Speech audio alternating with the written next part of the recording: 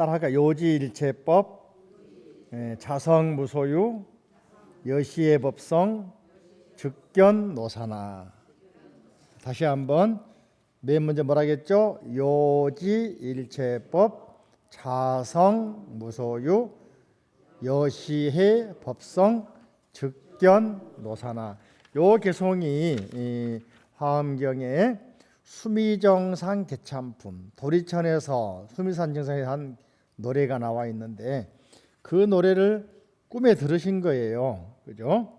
요 노래를 들으시고서 듣긴 들었는데 확실하게 몰라. 기억은 했는데 어디 나온지 몰라. 그래서 객스님이 오니까 꿈속에서 이런 말 들었는데 어디 나옵니까? 그러니까 그 객스님이 화엄경 수미산정 개참품, 수미정상 개참품에 나오는 노래다. 화엄경 왔습니다.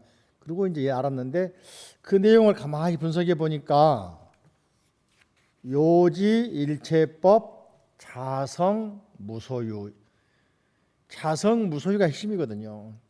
요지란 말은 알아야 한다는 강조, 명령어입니다. 알아야 한다. 일체법은 뭐냐? 자성이 무소유. 자성이 있다 없다? 없다. 그러니까 재행무상, 재범무와 같은 말이지. 삼법인 같은 말이죠. 재행무상, 존재하는 모든 것은 나라는 것이 없고 그러므로 영원한 건 있다 없다? 없다. 변한다.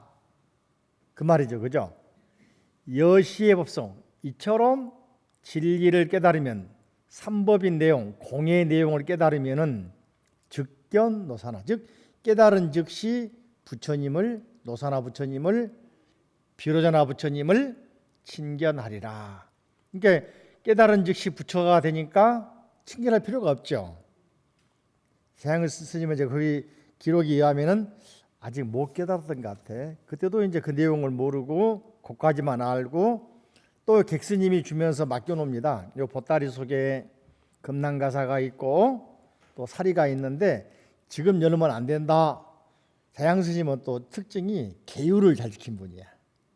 신라의 최초로 여러분들 이제 뒤에 열애칠품 나오겠지만은 통도사 그러면은 우리가 뭘 알고 있죠?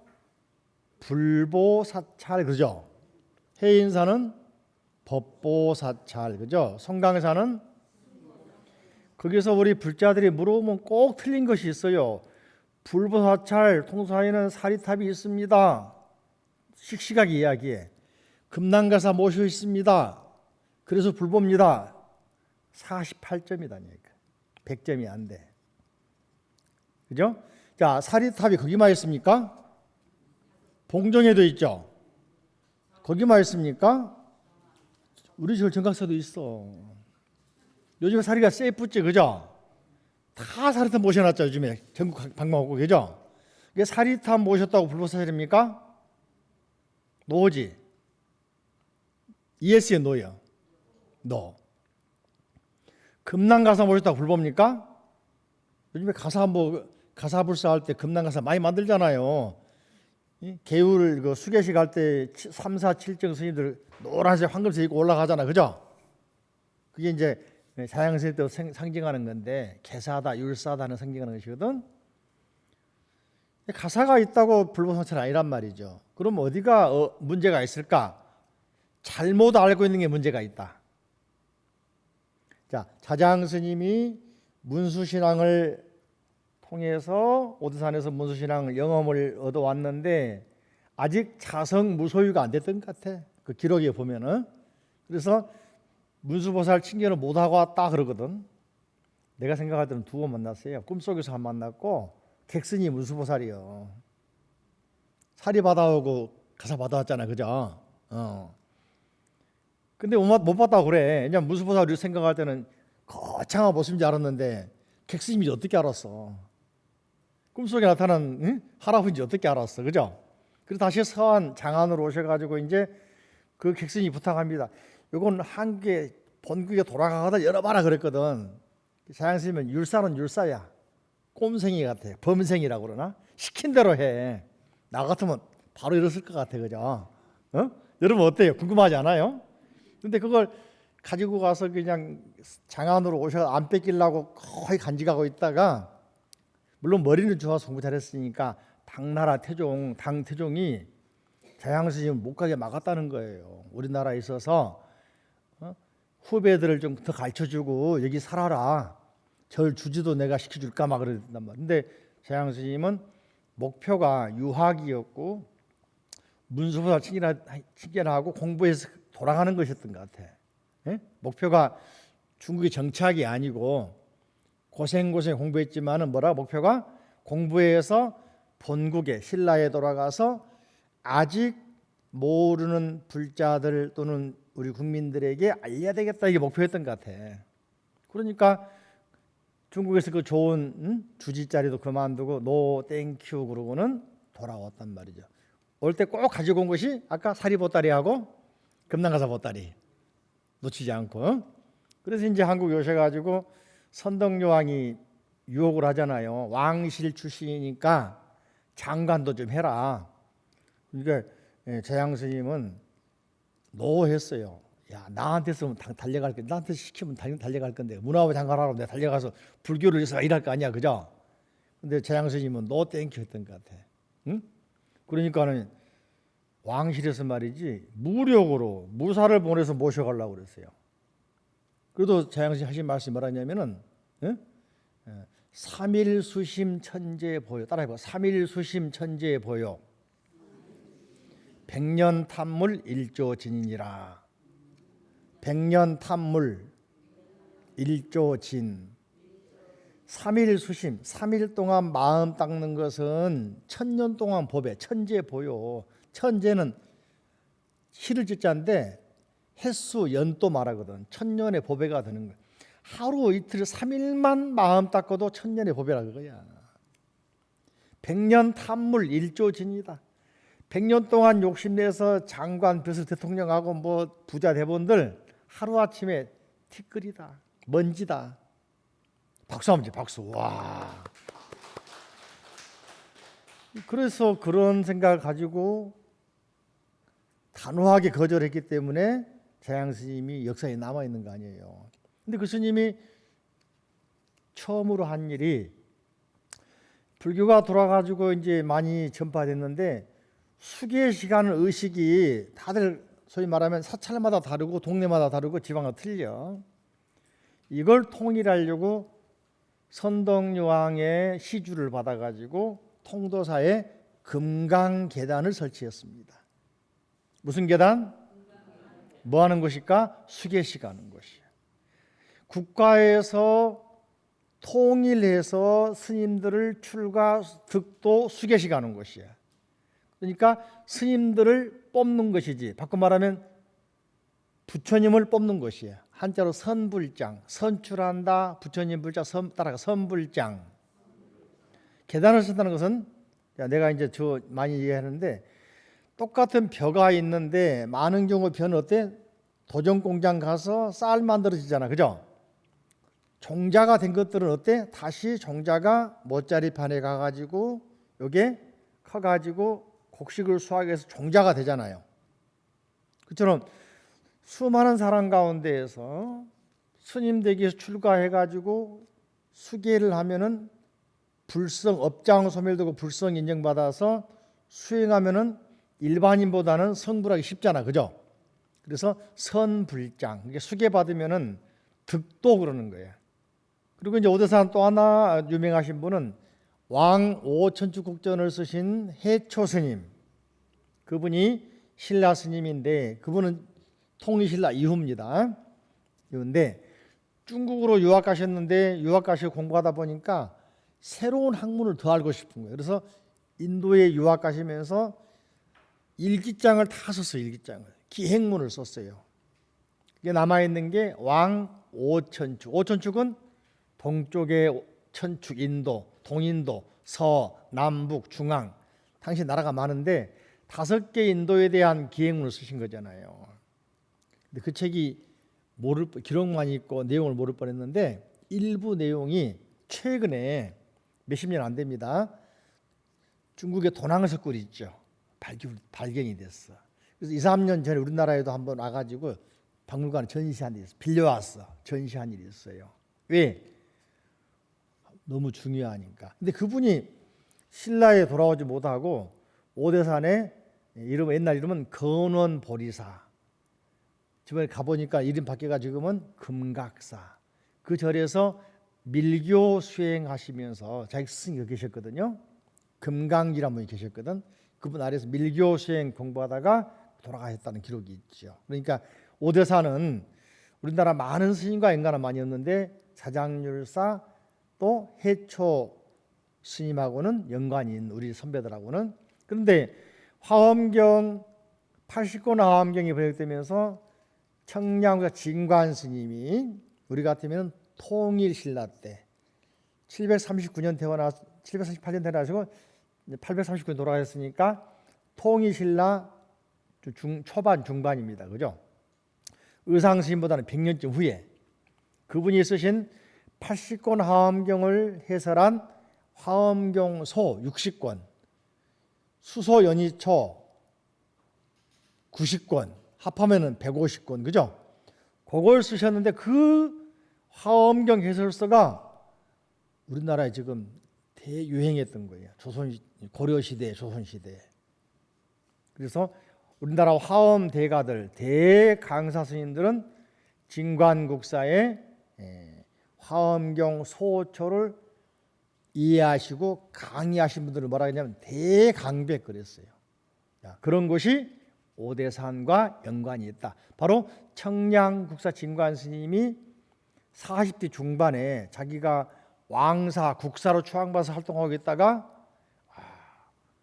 문수보살을 상주하는 오대산 이야기를 듣고서는 거기에 또 다른 화엄상이 있었다. 실천적인 거죠.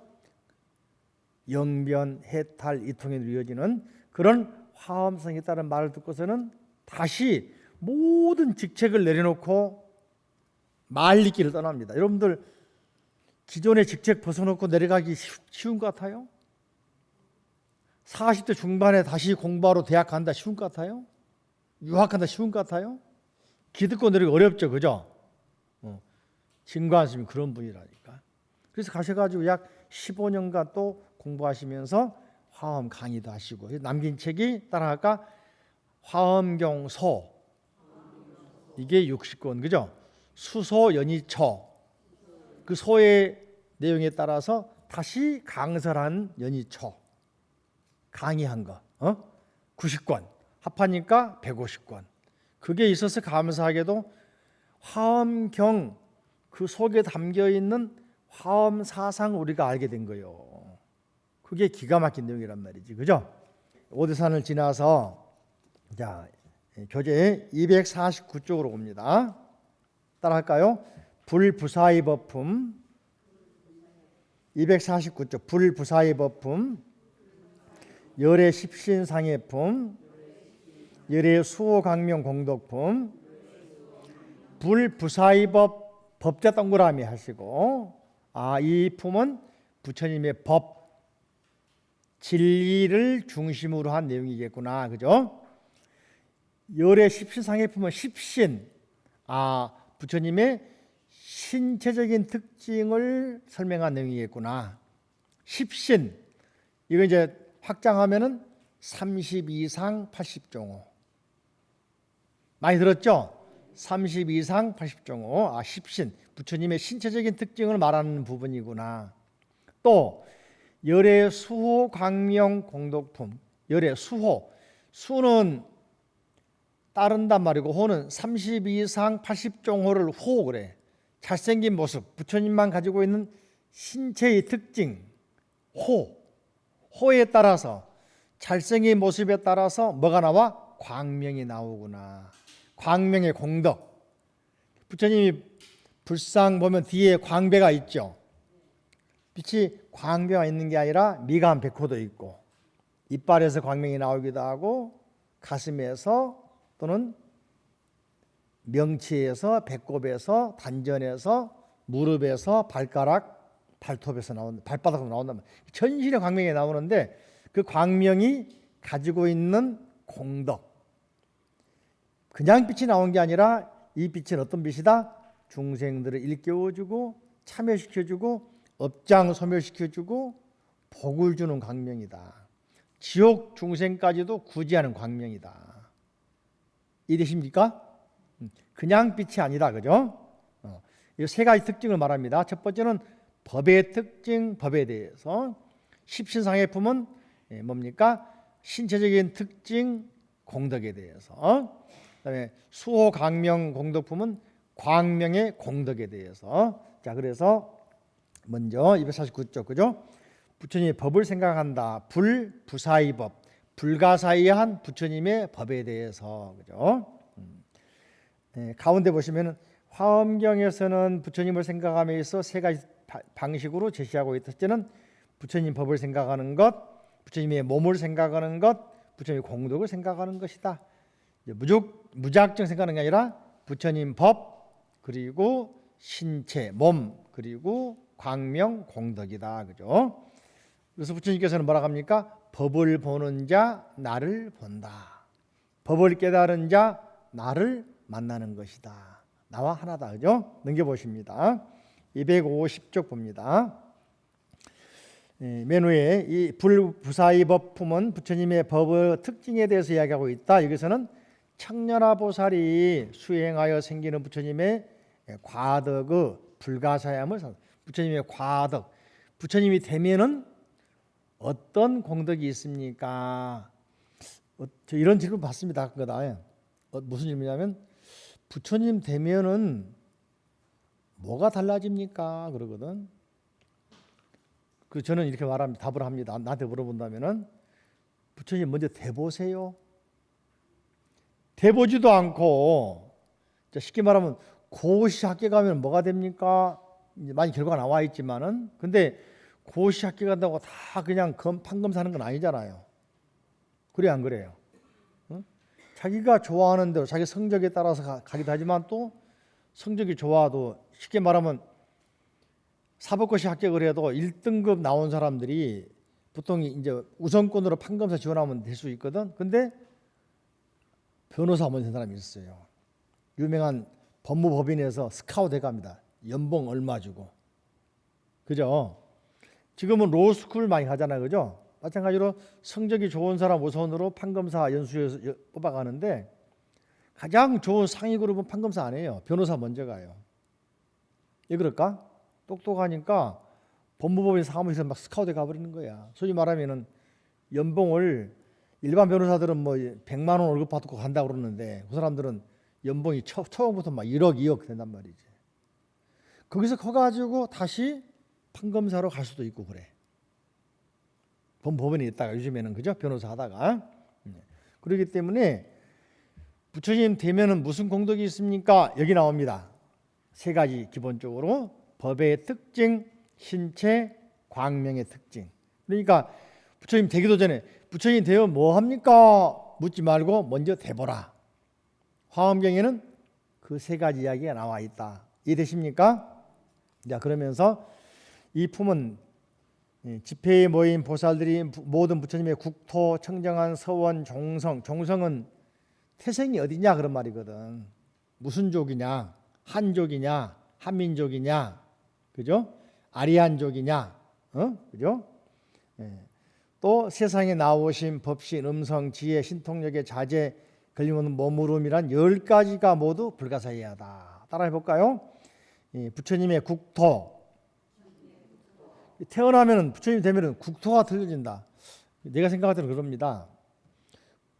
국토가 달라지면 다시 태어난단 말이면 그 말이 아닌 것 같고 세상을 보는 눈이 바뀌어버리는 거예요. 그동안에 요즘에 우리 젊은 사람 20, 30대 설문조사하니까 좀 큰일 났으냐면은 젊은 사람들이 대한민국 싫대. 시간 여유가 있고 돈이 있으면 외국 가 살고 싶다는 거야. 우리나라에 자금이 떨어지니까 그만큼 정치인들이 뭐 한다는 이야기잖아요. 각성을 해야 하냐면 젊은 사람, 우리나라 사람들이 야 대한민국 살기 잘했다라고 자긍이 갖게 만들어야 돼. 이게 정치인 책무거든요. 근데 정치인들 맨 싼만 하니까 그리고 희망을 안 주니까 도망가려고 그런단 말이지. 큰일 났죠. 그죠? 반대로 동남아에 있는 제3국 사람들은 한국에 서로 올라가고 그래. 또 유럽이나 좀 부자 나라 사람이 올라가면 더 좋은데, 그죠? 앞으로 그렇게 우리가 만들어 가야 됩니다. 그러니까 깨달아 먹고 나면은 자기가 살고 있는 땅, 일단 내 집부터, 내 가족부터 보는 눈이 달라져 버려요. 편협한 눈으로 봤던 게 넓어진단 말이지. 그래서 안 그러겠어요? 응? 그죠? 그게 바로 국토가 달라진, 게 땅이 달라진 게 아닙니다. 내가 세상을 바라보는 눈이 열리는 거예요. 이해되십니까? 그게 불자의 모습이거든요. 이해됩니까? 청정한 서원. 그러니까 내가 이 국토를 다 구지해야 되겠다. 서원이 생기죠. 정성. 내가 살고 있는 땅이 제일 좋다는 자부심 생기니까 어때? 내 민족에 대해서 또는 다른 민족에 대해서 이해가 깊어지고, 그죠? 응? 세상에 나오신 법신, 음성, 지혜, 신통력, 자제, 걸림없는 머무름 모두가 다 불가사의다 생각이 든단 말이지. 부처님은 보살들의 생각을 알고 청년화 보살에게 부처님의 신통력, 지혜, 훌륭한 말씀을 해주셨습니다. 그때 부처님의 신통력을 받은 청년화 보살은 연화장 보살에게 10가지 과덕에 대해, 과덕, 부처님이 되면은 나타나는 공덕을 과덕이라고 그래요. 과는 불과, 뭐라고? 이제 결과니까 부처님이 된 상태에서의 덕, 과덕. 이해되십니까? 10가지. 그래서 10가지에 대해서 말하는데, 첫째, 그죠? 10가지 광대한 불사, 10가지 무의행 자제법, 10가지 머무르는 법, 10가지 광대한 힘, 10가지 최상의 힘, 10가지 결정하는 법, 10가지 빠른 법, 10가지 가장 항상 응하여 기억하는 청정한 법, 10가지 무량 불가사의한 삼매, 10가지 무의해탈법, 10가지 일체 지혜 등, 이것도 10가지로 쫙 설명을 합니다. 하나에 10가지씩 100가지겠죠, 그죠? 그래서 예를 들면은 10가지 머무름에 대해서 10가지 행을 말했는데, 10가지 뭐냐? 첫째, 같이 읽을까요? 시작. 모든 부처님은 깨달음의 일체의 법계에 머무른다. 둘째, 모든 부처님은 큰 자비에 머무른다. 셋째, 모든 부처님은 본래 서원에 머무른다. 넷째, 모든 부처님은 중생들을 버리지 않고 교화하는 일에 머무른다. 다섯째, 모든 부처님은 의지함이 없는 법에 머무른다. 여섯 번째, 모든 부처님은 허망함이 없는 법에 머무른다. 일곱 번째, 모든 부처님은 생각에 잘못이 없는 법에 머무른다. 모든 부처님은 걸림없는 마음에 머무른다. 아홉 번째, 모든 부처님은 편안한 마음으로 머물러 아직 산란한 적이 없다. 열 번째, 모든 부처님은 법이 평등하고 무너지지 않는 진여 실제에 머무른다. 이걸 가만히 보면은 말이죠. 깨달음의 일체법에 머무른다. 큰 자비, 본래 서원, 중생 버리지 않고 교화하는 일, 의정이 없는 법, 그죠? 허망이 없는 법, 생각에 잘못이 없는 법, 걸림없는 마음, 편안한 마음, 그죠? 아직 산란한 적이 없다. 그리고 법이 평등하고 무너지지 않는 진여 실제에 머무른다 이 말인데, 가만히 생각하면은 내가 살고 있는 이곳부터 먼저 행복해지는, 편안한, 안심이 되는 걸 만든단 말이거든. 이게 우리 불자들도 마찬가지로 자기 집이 편안해야 돼. 화목해야 돼. 형제 간에 또는 가족 간에 우애가 있어야 돼. 반대로 집에 들어오면은 편안하지 않고 불안해. 그러면 집에 머물러 있을까 뛰어나갈까? 서방님들 자꾸 집에 안 들어오려고 그러잖아.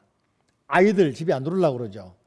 이거는 집에 들어오면은 불안하고 자꾸 누구한테가 혼나고 구박받으니까 안 들어오려고 하는 거예요.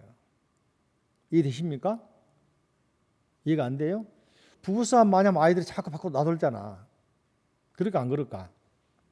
그죠? 그러니까 내가 살고 있는 땅부터 어떻게 편안하게, 행복하게, 화목하게, 우애 깊게, 이게 불자들이 먼저 실현을 해야 돼요. 응?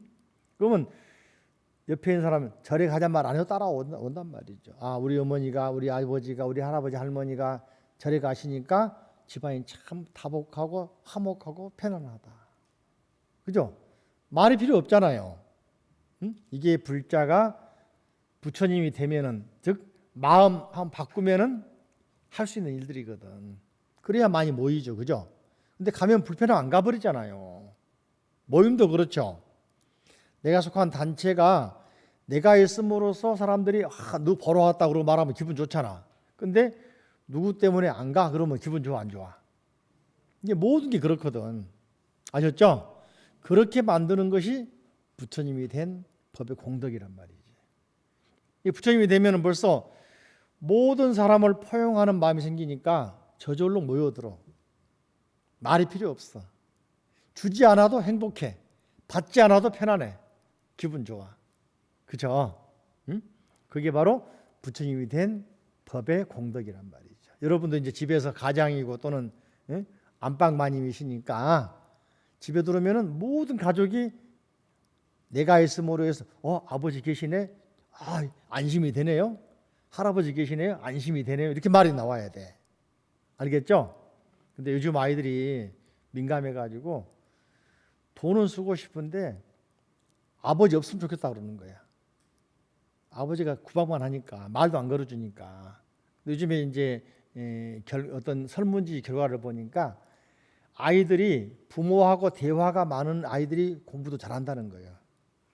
성적이 좋다는 거야. 일탈이 적다는 거야. 반대로 부모와 대화가 적은 애들은 자꾸 밖으로 겉돈다는 거예요. 아시겠죠? 누구부터? 나부터 우리 불자부터 실행합니다. 두 번째, 그죠? 열애 따라합니다. 열애 십신상해품. 부처님의 몸 32상 80종호, 그죠? 몸의 공덕에 대해서 여기서는 부처님의 몸을 나타내는 시적인 특징을 말하는데 이 보현보살 열애만이신 부처님만 가지는 몸의 공덕에 대해서 말하고 있다. 부처님의 모습을 구름으로 비유하고 있는데 구름은 길상과 상스러움을 구체적으로 나타내는 성의를 말하는데 넘겨보시면은 그게 나옵니다. 252쪽 가운데 보현보살이 부처님 몸 가운데 96가지 훌륭한 모습 대인상 그걸 들어 부처님의 뛰어난 공덕을 설명합니다. 보현보살은 마땅히 당신들을 위하여 부처님의 모습을 말하라고 말해주는데 그때 부처님 정수리에 33가지 모습이 있다. 우리가 부처님 보시면은 이 올라온 부분이 있죠. 이걸 뭐라 하냐면 따라가 정상 육계상. 머리 정상에 정수리 위에 육계 살이 이렇게 올라와 있는데 마치 머리를 딴 것처럼 묶은 것처럼 개자가 묶을 개자거든. 머리가 막 꼬여가지고 올려놓은 모습이다. 또 어떤 사람은 고목나무인 줄 알고 까마귀 까치가 날라와가지고 집을 지었다 가더라. 그런 말 많이 들어봤죠? 응? 그게 아니고 여기 나오는 것처럼 부처님의 정상 육계상인데 화엄경에서 뭐라고 하냐면 따라가 명정 밝을 명자 깨끗할 정자. 여기서 추측해 보면은 부처님이 우주의 일도 다 알고 계시잖아요. 과거 현재 미래 다 알고 계시잖아요. 그래서 여기에 내 생각에는 깨달음 얻으니까 갖춰지는 안테나 같아. 안테나. 모든 사람 마음도 알고 원하는 바를 알고 욕계, 색계, 무색계를 다 알아. 뿐만 아니고 깨달음의 세계 다 알아. 그런 안테나 아니겠느냐. 이름이 뭐라고? 명정. 또 한 가지는 부처님 상호를 보면 여러분들 어디 절에 가면 부처님 잘생겼다. 문화재 국보에 그러지 말고 합장을 해봅니다. 따라합니다. 그죠? 부처님 상호가 거룩하십니다. 뭐라고? 한글로는 부처님 상호가 거룩하십니다.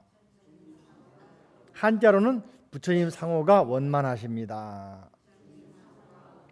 그러니까 삼기위에서 거룩하신 부처님께 기여합니다. 그 말이 맞는 말이거든. 거룩하다, 훌륭하다. 왜? 32상 80종을 갖추고 계시니까. 거기에 또 이런 각각 신체마다 특징이 있어. 여러 가지가 있는데 몇 가지만 예를 들면 그죠? 명정, 그죠? 정수 첫째, 정수리의 대인의 모습이 있어 육계상 이걸 뭐라고 한다? 명정이라고 그런다. 뭐라고 한다고? 설명할 때 앞으로 불자 아닌 사람이 물어봐. 이 부처님 머리 이렇게 이중으로 튀어 올라와 있습니까?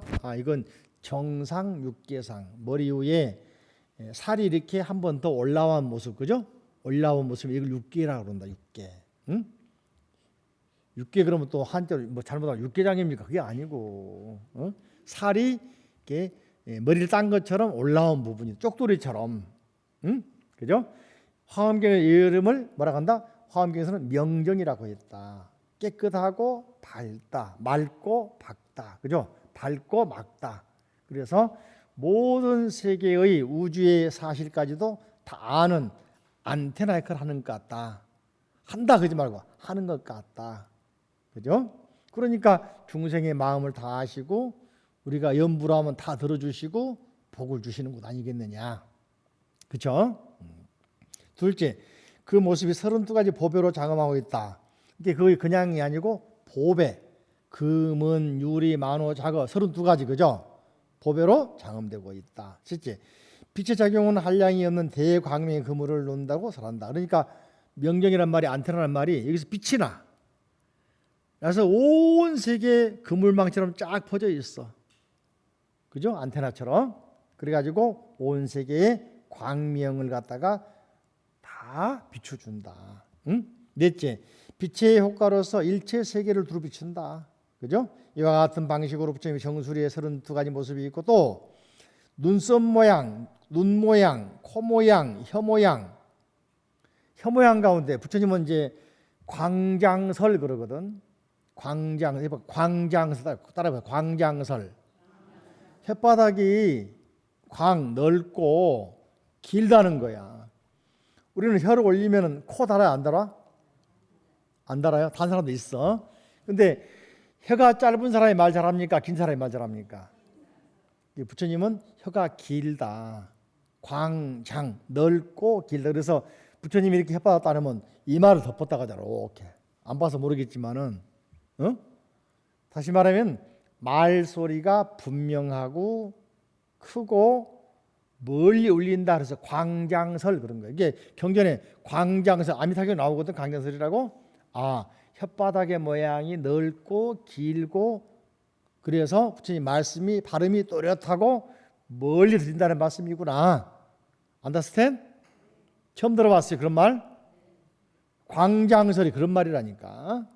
경전에 나오죠. 광장 많이 읽어봤죠. 이 말이 광장설이 부처님 혓바닥이 넓고 길다. 그래서 발음이 확실하고 뚜렷하고 말씀이 원만하고 멀리 들린다 그런 말이에요. 그죠? 혓바닥 모습 나와 있죠. 그죠? 부처님에게는 대인의 모습이 있어 이름이 순법계운이라 한다. 그죠?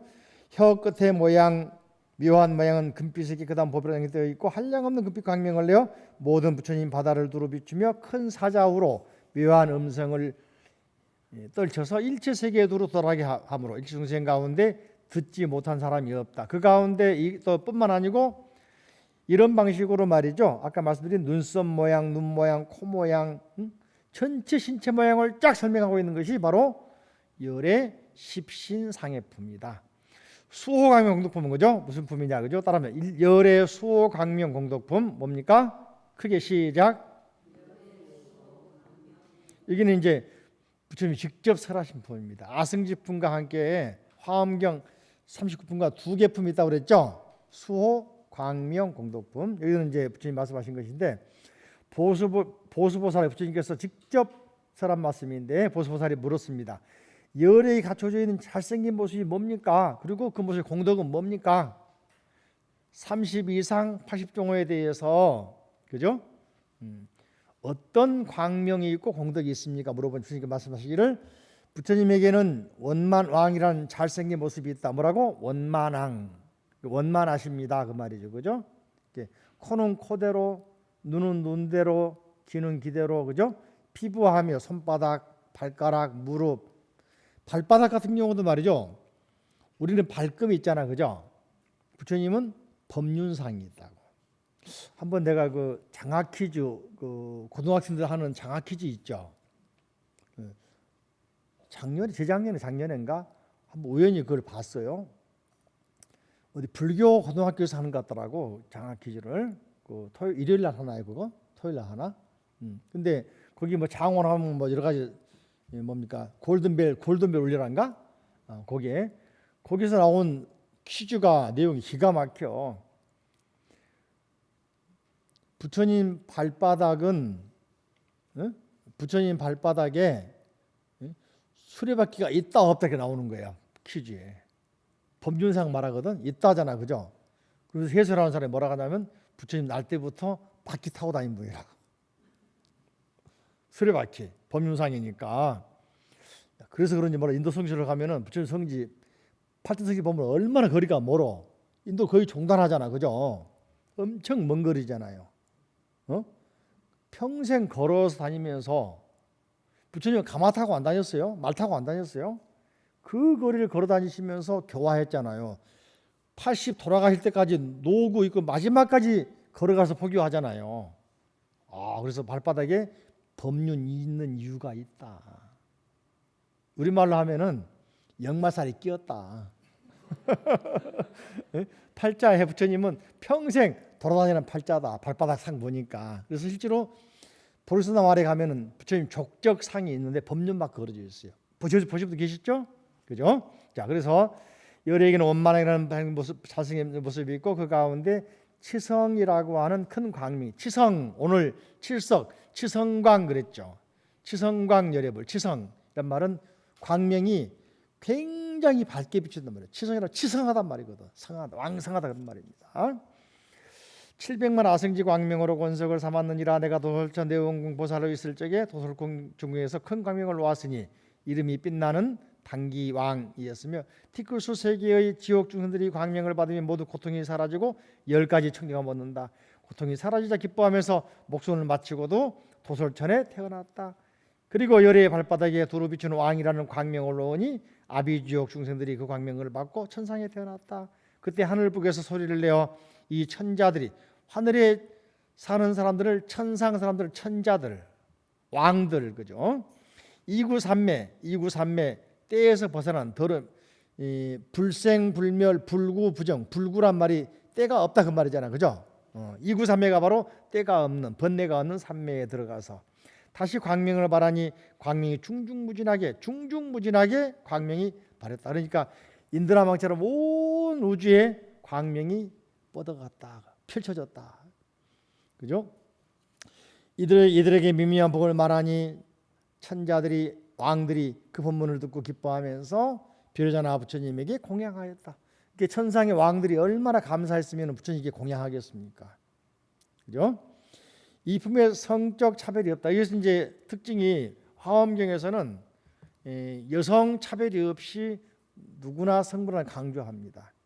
법화경에서는 제바다품에서는 보면은 용녀 성불이 나와. 부처님 법문 듣고서 그죠? 용왕의 딸이 변성 성불합니다. 남성으로 변성 성을 바뀌어. 트랜스젠더 기초일지도 몰라. 요즘에 그 트랜스젠더 있지 않습니까? 요즘에는 미국에서는 뭐라고 하더라? 제3의 성 그래서 남성, 여성, 남성은 뭡니까? M 그잖아, 그죠? 여성은 F 그잖아요. 또 하나의 성, 오더에서 O가 있거든. 요즘은 남성, 여성도 여성이 남성도 되고 하잖아요. 트랜스젠더라 하잖아. 인정해 준단 말이지 법안으로. 태국에는 트랜스젠더 굉장히 많다고 그러잖아요. 네팔도 얼마 전에 헌법에서 제3에서 인정된다고 고쳤다고 하더라고. 근데 법화경에서 뭡니까? 용녀가 법문 듣고는 발심해서 갑자기 남자로 변해서 성불합니다. 변성 성불. 여성의 성을 남성으로 바꿔 성불한다. 여기서는 단계가 한 바뀌잖아, 그죠? 화엄경에서는 여성 그대로 성불해. 요품이 나옵니다. 유마경에서는 천녀가 말이죠. 사리불에게 내기합니다. 당신이 성문지를 벗어나서 부처님 법문 듣고 깨달은 게 빠른가? 내가 여자의 몸으로 성불하는 게 빠른가? 시합하자 그럽니다. 당돌하지 그죠? 천녀가 빨라. 사리불이 깜짝 놀랍니다. 유마경의 의미가 뭐냐면 대승에는 성차별이 없다 그거거든. 이게 불교 경전이 굉장히 열린 경전이에요. 보면 이게 불교는 성차별이 경전에도 없어요.